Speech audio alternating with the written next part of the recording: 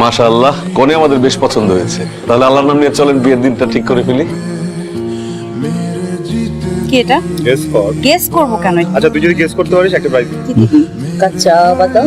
বাবা তো ভালো উন্নতি হয়েছে, এখন পুরো দিতে পারিস। তুই আমাকে কত কিছু দিচ্ছিস, তুই আমাকে ভালোবাসিস, তুই আমাকে সময় দিস, তুই আমার জন্য খাবার আনিস। Thank you. নে এটা নে, এখানে 20,000 টাকা আছে। ওরে রে, আজকে তো তুই তো অনেক বড় লোক পাত্র ছিড়ে আসছিস তাহলে আমার জন্য। হ্যাঁ, লন্ডনই পাচ্ছে, আর তাকে রিজেক্ট করার পর তো বাবা আমার উপর ভীষণ ক্ষেপে আছে। 20,000 টাকার পাত্র ছিড়ে দিছি। এই টাকা দিয়ে তোর 2 মাসের খরচ হয়ে যাবে, 2 মাসের মধ্যে তোকে কিছু একটা ম্যানেজ করতে হবে। এত টেনশন আর কি আছে? আর একটা দিন সময় দে। তারপর তুই হঠাৎ করে একদিন চাকরি নিয়ে তোকে ফোন দিয়ে দিছি। চাকরিটা আমি পেয়ে গেছি আনিকা, শুনছো? এখন আর কেউ আটকাতে পারবে না।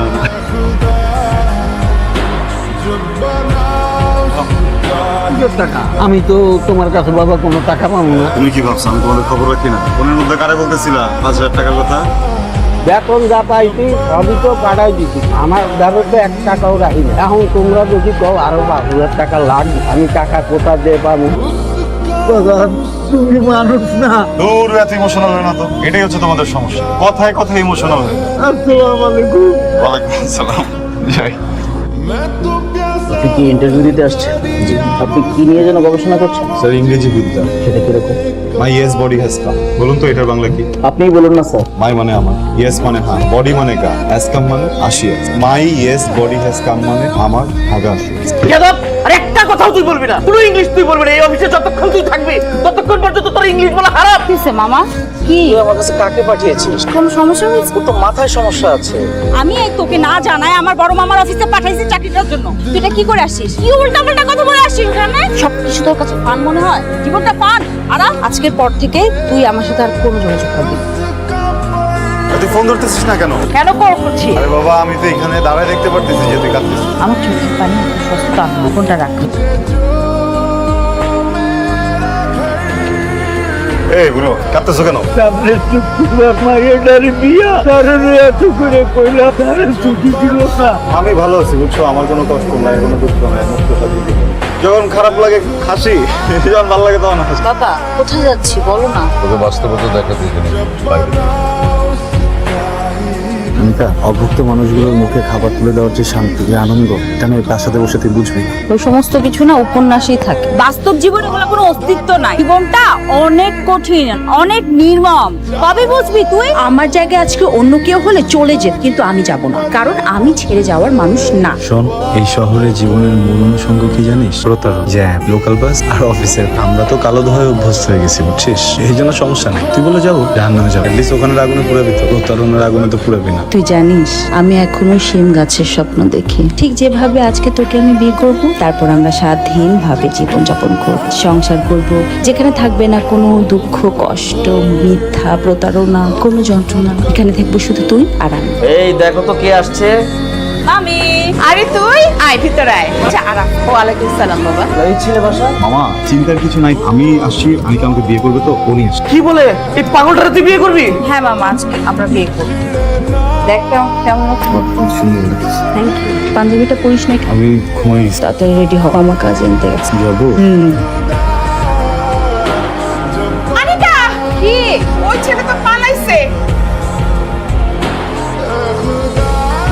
আমার জীবনটাই বড় অদ্ভুত। একজনের মুখের হাসি নিভিয়ে দিয়ে আরেকজনের মুখে হাসি ফোটানো। আমি জানি আনিকা আমার জন্য এখন, আর যে দারোয়ান চাচা একমাত্র মেয়ের বিয়েতে থাকতে পারবে না বলে অঝরে কাঁদছি, আমি তার জায়গায় ডিউটি করে তাকে তার মেয়ের বিয়েতে পাঠাবো। নিশ্চয়ই চাচা এখন তার মেয়েকে জড়িয়ে ধরে এসেছে।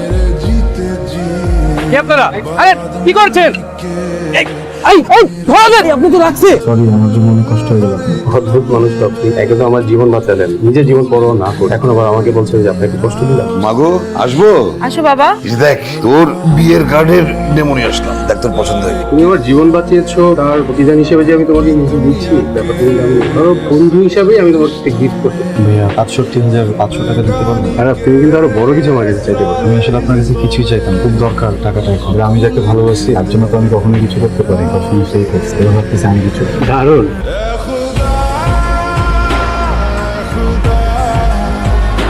তুমি এখানে কেন এসো? এই বাড়িতে কি চাও তুমি? সময় কি নির্মম পরিবেশ দেখে তুমি ইচ্ছা করে আমি তোর কাছ থেকে পালাই গেলাম। আর আছে খুব ইচ্ছা করতেছ তোকে একবার জড়ায় ভাবি, কিন্তু আমি না কখনো কল্পনা তো ভাবিনি তোর পাশে আমি ছাড়া অন্য কেউ বসবে। ব্যক্তিগত সম্পত্তি ভেবেছিলাম যেভাবে নাচে বেশি নাচবো, আর আজকের দিনটাতে আমি সিন ক্রিয়েট করতে চাচ্ছি না। এখান থেকে চলে গেলে বেটার। যাকে বিয়ে করতেছে তাকে মুখ দেখানোর টাকাটা দিবি, খালি হাতে চলে যাবো? 67,500 এই টাকাটার জন্য সবসময় পালা যেতাম বুঝছিস। আজকে আমি দিয়ে গেলাম এটার জন্য আসতে দেরি হচ্ছিল বুঝছিস। দিন পর্যন্ত আমি দেনাদার ছিলাম, তুই পাওনাদার। আজকে তো সব ঋণ শোধ করে দিবি, এখন থেকে আমি পাওনাদার, তুই দেনাদার। তোর কাছে যত ভালোবাসা পাই এটা হবে না, আমি মাফ করে দিলাম, ভালো থাকি। এই ব্রাদার, তুমি এখানে? আপনাকে বলছিলাম না দেখতে যাবো, দেখতে এসে নিজেই বিমুখ পেয়ে গেছি। Good luck. বুঝতে পারছি, তোমার বিয়ের দাওয়াত আমার খাওয়া হবে। আজ আমি আপনাদের সবাইকে একটা অদ্ভুত মানুষের সাথে পরিচয় করি। কারণ একটি বৃদ্ধ ব্যাংকের দারোয়ান যখন তার মেয়ের বিয়ের জন্য ছুটি পায় না, তখন এই মানুষটা তো বৃদ্ধ লোকের ডিউটি ড্রেস করে ডিউটি করে দেয়। আজ আমাদের শহরে যখন সবাই তাদের জীবন নিয়ে ব্যস্ত, তখন এই লোকটা তার নিজের জীবনের বড় অনাক আমাকে ছিনতাইকারীর হাত দিয়ে বলে। আমি নিজেও নিজের বুকে হাত দিয়ে বলতে পারবো যে এই মনুষ্যত্ব জিনিসটা আমার ভিতরে আছে। তুমি কি বলতে চাইতেছো? গেল ওর একটা চাকরি নেই, ওর কোনো সামাজিক মর্যাদা নেই। আর যদি তাই হয়ে থাকে তাহলে আজ থেকে ও আমার ব্যবসায়িক পার্টনার। অনেক বেশি হয়ে যাচ্ছে প্লিজ। বলতে দাও, এখন বলে না দিবেন আপনার মেয়ের হাত ওরা। ঠিক আছে, আমার মনে হয় তোমার মুখ দেখার টাকা কিছুটা কম, আর তোমাকে শুধু আসলটা দিয়েছে, সুদটা দেয়। হ্যাঁ দাঁড়াও, আরে পাগড়ি বদল করে দিলেই তো বিয়ে হয়ে যায় না। বিয়ে পড়ানোর জন্য একজন কাজী লাগে, আর আমাদের কাজী দেরি করছে কেন? এই যে যাও কাজী ডেকে নিয়ে আসো, এখন তালি দাও।